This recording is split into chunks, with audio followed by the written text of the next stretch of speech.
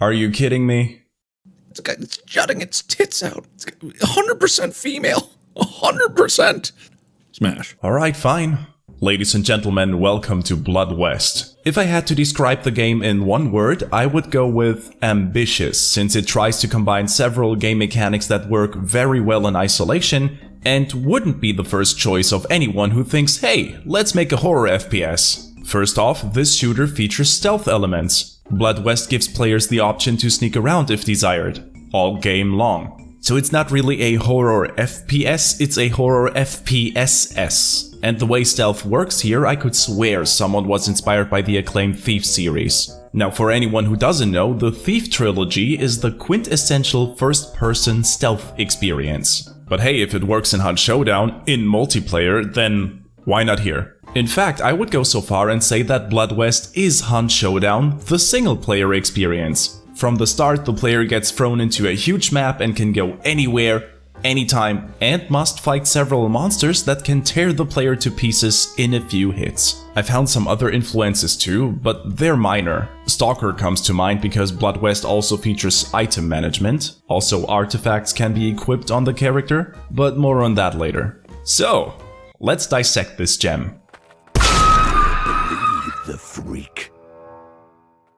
Adding a story to an FPS is like adding a plot to a porn movie. Appreciate it so I can recharge in the calm sections, but not really necessary. I can go all night long if I really like the game. Exceptions with a compelling story exist, of course, but Blood West isn't one of those since it cuts right into the action and stays there until everybody is either finished and/or satisfied. The player takes control of an unnamed outlaw who recently died and was brought back to life to rid the land of the evil that befell it. What our protagonist likes for dinner or why the spirits are even interested in cleaning the land is never explained. The little twist in the story is that this evil is bound to several cursed items the undead cowboy has to find first. But that is really as deep as it gets, and that is exactly what she— Look, I am so sorry. I'm trying to keep the innuendos in check, okay? But truly, I would like to know more about these characters, and do you know why? Because I don't want them to stop talking. The spirits only give you a thinly veiled excuse to relish in your bloodlust, but that excuse sounds delightful. Before you ask, no, we cannot send you back. Not yet. See, that's the nature of every summoning. It must have a reason. And a reason you have. As an undead outside of others' influence, you will be our torch in the dark. Your spark will become the flame to purify the rot of this world and free us from the unending cycle of despair. The vendor has the right accent for the Wild West setting. New face around these parts? Come in. It's safe here, unlike most of this area. One of those bravados looking to make a quick buck? Just don't come back to me crying about all them monsters. All I care is that I get my share, and I stay out of trouble. The one monster that can talk delivers stellar performances as well. Why is it so hard to find a good slave around here? I saw a lovely sunrise. I shine brighter than the stars above me. Eternal youth is mine and mine alone. Even our undead cowboy spurts some one-liners, and I know exactly where the inspiration came from. I live again. I live again.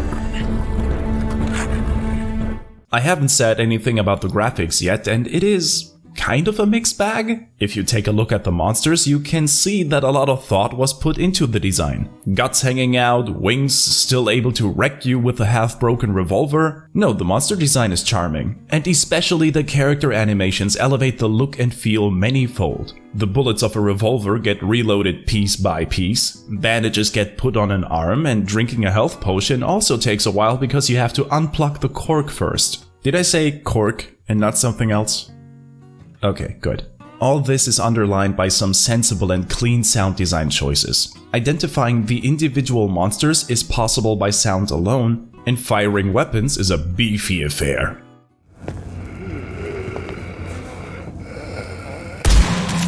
Death.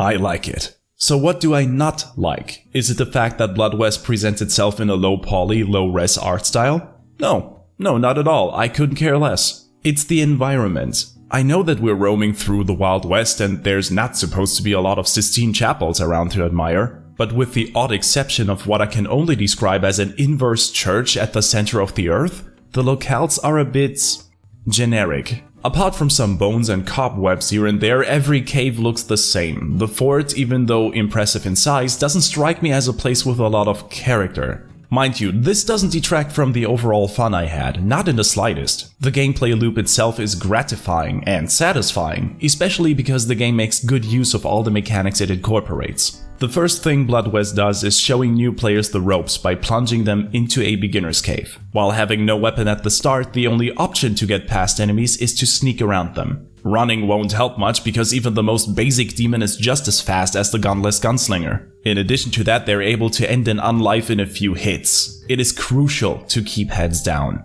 But really, it takes about 3 minutes until the player finds a rusty axe. Then sneak attacks are possible, which knock down almost every enemy in one hit. Stealth works based on sight and sound. A bar pops up whenever an enemy has a chance to spot the player. When it's full, the brutes are going to attack, and of course it fills faster when I'm standing right in front of the fiend. As you can see, stealth in Blood West operates on a very simple concept, but an effective one, and still way ahead of what was put out by Cyberpunk. I am not apologizing. No amount of patches can remedy that disaster. For more information, I got a video. It is 1.5 hours long. Enjoy. Now, one could be excused to think that stealth outlived its usefulness as soon as we got our hands on a real piece of equipment, and sadly, this can be the case, but it doesn't have to. It basically all depends on how well the player can shoot and some other factors. Getting a revolver isn't a big achievement, it's basically a present you get when the beginner's cave is done. But bullets are hard to come by. Plus, these beasts can soak up a lot of ammo unless the player hits the classic head weak spot. Which is easier said than done because every weapon in the game sways. And I mean by a lot. It takes good aim and a steady hand to not waste a whole pack of lead. And if you did, the ghouls are already by your side, letting you pay for your mistakes. Also, there's this one demon type that hides in a coffin, and hitting the head through the hole in the middle is a friggin' accomplishment. Just one more try. I know I can do it.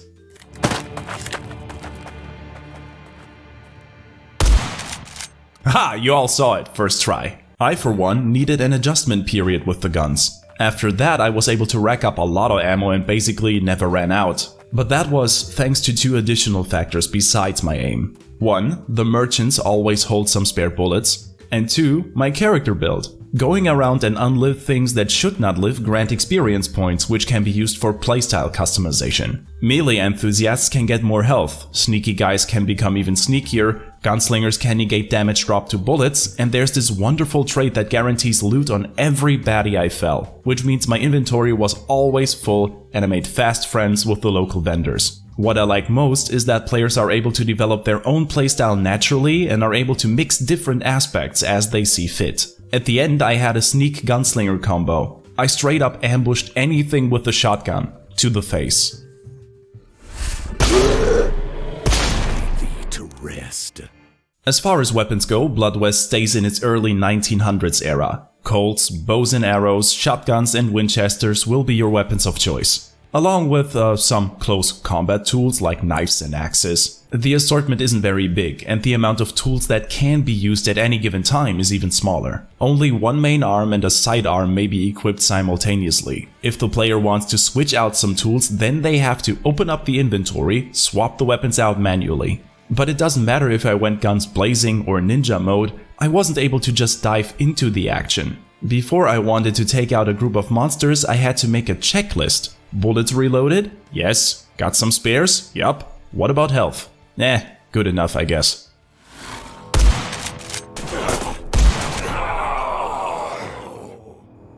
And it turns out it wasn't. Which brings me to another unique point the game has going. Dying is not encouraged. Every time the gunslinger takes a dirt nap, he wakes up with a nasty debuff. Debuffs can be anything. Reduced XP, not being able to sneak properly, reduced accuracy, Rest assured, it is totally possible to reverse these effects or even prevent them from happening altogether by sacrificing some coins that can be found while scavenging around. And I advise you to look well. These coins can save you from a lot of hardship.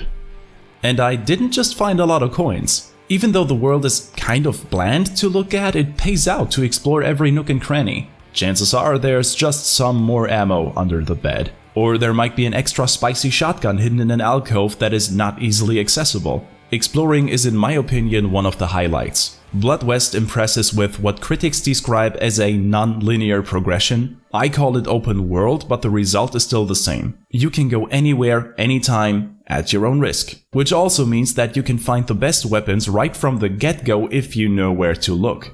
Which doesn't help you much when you have no ammo and can't aim, but hey, nice find. The game is still in early access, so it's only natural that it still has some balancing issues and spots that could be optimized. The first thing I noticed is that stealth is the way to go for the early game, but becomes less and less important later on. I would even say that by mid-game, stealth may become obsolete provided the player developed a feel for the weapons. Mind you, it is still powerful and one-shots almost every enemy, but will always be more time-consuming than a well-put bullet. There is no reason to hang on to a stealth build later on unless it is explicitly preferred by the player. Everything dies to a bullet just as well. This problem could be solved by introducing a new enemy that cries and rallies all beasts in the vicinity. That way the player suddenly has to fight a horde, which is at least harder to control. Or create a monster that becomes straight up invincible when attacked with a gun or in honorable combat. I would love to see a way that keeps stealth relevant in the late game.